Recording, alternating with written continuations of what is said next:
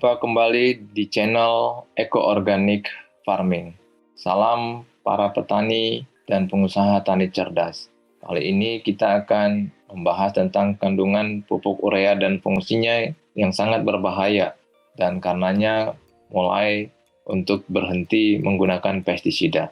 Salah satu quote terkenal dari Henry Kissinger yang menyindir tindak tanduk para globalis dunia adalah, siapa yang mengendalikan pasokan pangan bisa mengendalikan jagat raya. Siapa yang mengendalikan energi bisa mengendalikan satu benua. Dan siapa yang mengendalikan uang bisa mengendalikan dunia. Banyak orang berpikir bahwa yang mengendalikan food atau pangan adalah para petani.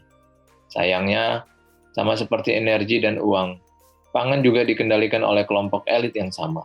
Di awal abad ke-20, keluarga Rockefeller mengakuisisi I.G. Farben, di mana Bass and Bayer juga termasuk di dalamnya.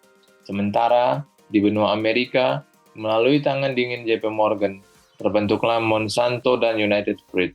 Kedua kejadian itu telah berhasil merubah wajah dunia pertanian untuk selamanya. Lewat propaganda yang sistematis, melalui berbagai media dan dunia pendidikan, kita dibuat percaya bahwa sistem pertanian yang ada sekarang dibuat untuk meningkatkan kesejahteraan petani. Padahal, sama seperti sistem keuangan, tujuannya hanya satu, untuk mengendalikan umat manusia agar tunduk pada tatanan dunia di bawah kaki mereka. Semua orang dibuat bekerja tanpa sadar untuk melayani kepentingan para elit ini. Kenapa rakyat tidak peduli? Sesungguhnya, bukan rakyat tidak peduli, tetapi rakyat terbodohi oleh sistem yang sudah dibangun. Sistem dibuat melalui kebijakan dan propaganda. Kebijakan dan propaganda ini adalah kerjasama antara kapitalis global dengan kapitalis lokal. Keduanya bekerja sama dan sama-sama diuntungkan. Di sisi lain, kelompok mayoritas rakyat, baik petani maupun kelas bawah, tidak memiliki kemampuan untuk melawan arus.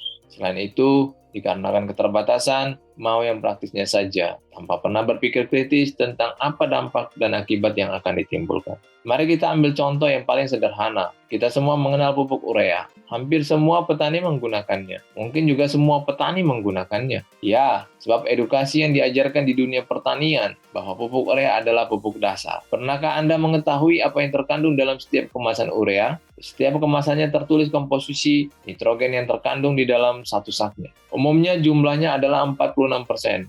Betul? Yang artinya dalam satu sak urea ini terdapat 46% kandungan nitrogen. Sayangnya, jarang sekali dari para petani atau kita yang menggunakannya pernah menanyakan tentang kandungan 54% lainnya. Tidak satupun instansi pertanian atau produsen pupuk yang pernah menjelaskan tentang ini. Melalui video ini, Anda akan menjadi lebih mengerti, lebih mengetahui, dan menjadi lebih sadar akan bahayanya. Berikut adalah komposisi komplit dari pupuk urea yang beredar di pasaran, sebagaimana yang disajikan di Carey Institute of Ecosystem Studies. Kandungan nitrogen sebesar 46%, kemudian kandungan kadar air atau moisture sebesar 0,5%, biuret sebesar 1%, dan yang jarang kita ketahui karena memang tidak tertera di kemasan urea adalah kandungan racun amonia sebesar 52,5%. Nitrogen adalah senyawa bebas yang sangat sulit terikat, maka dari itu dibutuhkan senyawa lain agar senyawa nitrogen ini bisa terikat dalam bentuk butiran-butiran seperti yang kita ketahui di pasaran. Karena itu, digunakan amonia sebagai bahan pengikat nitrogen. Tahukah Anda bahwa amonia ini juga digunakan sebagai senjata kimia saat Perang Dunia Pertama? Jadi, dalam prakteknya, sebenarnya saat mengaplikasikan pupuk urea, itu sama saja dengan meracuni tanah perlahan-lahan, merusak ekosistem tanah tanpa kita sadari. Mengapa demikian? Karena 52% kandungan amonia akan sepenuhnya diserap oleh tanah. Sementara nitrogen hanya sekitar 5% yang terserap oleh tanaman. Sisanya habis menguap ke atmosfer saat moisture, biuret, tanah, dan kelembapan lingkungan terbuka bereaksi memisahkan antara kandungan nitrogen dan amonia. Amonia ini juga menyebabkan sensasi panas ketika Anda memegang pupuk sintetis berbahan nitrogen apapun mereknya dan berapapun kandungannya. Banyak orang berpikir bahwa mustahil menjalankan dunia pertanian tanpa bahan-bahan kimia berbahaya. Iya, inilah kehebatan propaganda yang dilakukan oleh kapitalis global, a small society, lewat media dan sistem pendidikan. Sama seperti sistem keuangan, kita bekerja tanpa sadar untuk melayani para globalis dunia. Sejak Green Revolution masuk Indonesia 60 tahun yang lalu, tanah-tanah di Indonesia sudah mengalami degradasi kesuburan yang sangat parah. Sepandai apapun ditutupi, hal ini tetap merupakan fakta yang sulit untuk dibantah. Sekarang, izinkan channel Eco Organic Farming untuk menyampaikan sebuah konsep pertanian organik yang mungkin bisa menjadi solusi dari berbagai masalah pertanian di Indonesia saat. Bahkan di masa sekarang, 80% lebih pertanian di Israel menggunakan konsep pertanian ini. Jika Yahudi saja mengakui dan berhasil menerapkan konsep pertanian ini dengan sangat baik, kenapa negara Indonesia tidak mau mencoba menerapkannya juga? Ibnu Al-Awam hidup di abad ke-12 Masehi. Dia adalah orang yang berhasil menyelamatkan Andalusia, saat ini dikenal dengan Spanyol, dari bencana kelaparan karena rusaknya tanah-tanah pertanian di saat itu. Dia kemudian bisa membangkitkan kembali dunia pertanian di Andalusia dari keterpurukan. Dengan izin dari Allah, Ibnu Al-Awam kemudian menulis sebuah buku bernama Al-Filaha atau buku pertanian Muslim.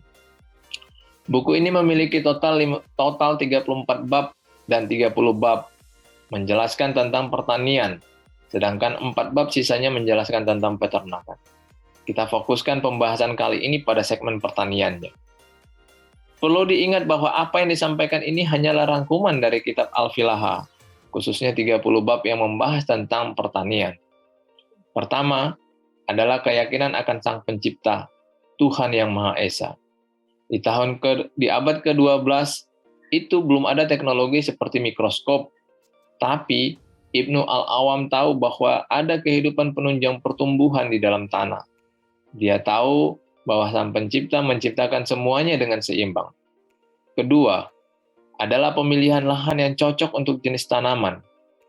Ketiga, adalah kemampuan menjaga kestabilan mikroorganisme di dalam tanah, yaitu dengan memberi makan para mikroorganisme ini dengan materi organik. Materi organik ini tidak harus berupa kotoran hewan, bisa berupa sisa-sisa tumbuhan atau sisa-sisa batang dedaunan tanaman sisa panen. Perlu diingat bahwa ada perbedaan antara pupuk organik dan materi organik. Pupuk organik adalah bahan organik seperti kotoran hewan atau tumbuhan yang difermentasi dan diaplikasikan ke tanaman pasca tumbuh. Sementara materi organik adalah kotoran hewan atau sisa-sisa tumbuhan yang ditebar di areal budidaya sebelum proses penanaman atau bersamaan dengan pengolahan tanah. Di era Ibnu Al-Awam, setelah panen, mereka selalu merajang sisa-sisa panen seperti batang jagung, gandum, dan lain-lain. Tujuannya adalah untuk memberi makan kehidupan yang ada di dalam tanah, agar ekosistemnya tetap terjaga. Hal ini erat kaitannya dengan poin pertama. Keempat, adalah yang cukup krusial, karena hal ini adalah sesuatu yang tidak kita miliki di masa sekarang, yaitu bibit atau benih.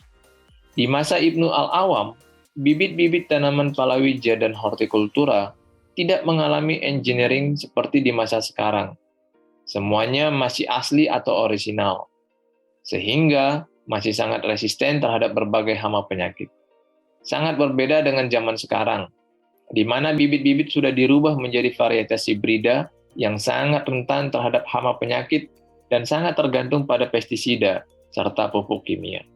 Sementara bibit tanaman yang orisinal disimpan oleh para korporasi pengusaha industri pertanian atau termasuk di dalamnya oleh para kapitalis global yang bekerja sama dengan kelompok elitis lokal.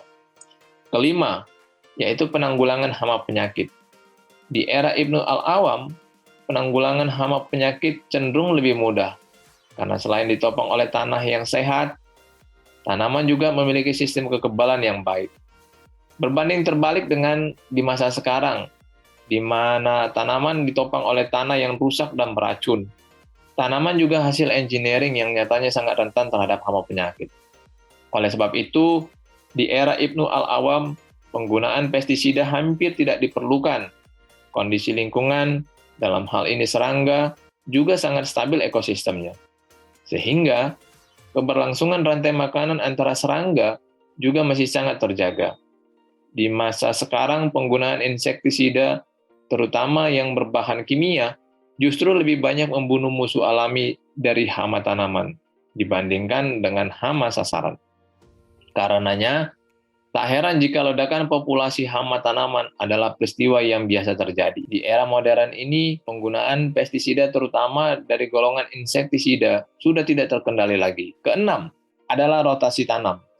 Menurut sang penulis Ibnu Al-Awam, rotasi tanam sangat sangatlah penting dalam rangka untuk menekan perkembangan hama penyakit. Ini sudah sejalan dengan konsep pertanian di masa kini, dan saya yakin kita semua sudah menyadari akan hal ini. Ketujuh adalah penyubur tanaman. Tentunya di era Ibnu Al-Awam, belum ada pengetahuan seputar pupuk kimia seperti saat ini. Kalaupun sang penulis hidup di zaman sekarang, sudah pasti pupuk kimia ini akan ditentang oleh beliau, karena memasukkan racun ke dalam tanaman yang dikonsumsi manusia sudah pasti tidak sesuai dengan ajaran agama. Di masa itu, Ibnu Al-Awam menggunakan bahan-bahan herbal dan sisa-sisa tumbuhan sebagai penyubur tanaman. Kebanyakan yang dipakai adalah hasil fermentasi dedaunan hijau dari tanaman jenis kacang-kacangan yang menghasilkan nitrogen alami tanpa residu seperti pupuk kimia. Selanjutnya, dan yang terakhir adalah tentang irigasi. Irigasi dalam buku Al-Filaha adalah sesuatu yang sangat unik karena dengan memberikan materi organik yang cukup, tanah secara otomatis memiliki kemampuan untuk menyimpan air lebih lama di musim kemarau. Ditunjang dengan kemampuan akar tanaman yang mampu menyerap air dan nutrisi lebih jauh ke dalam tanah,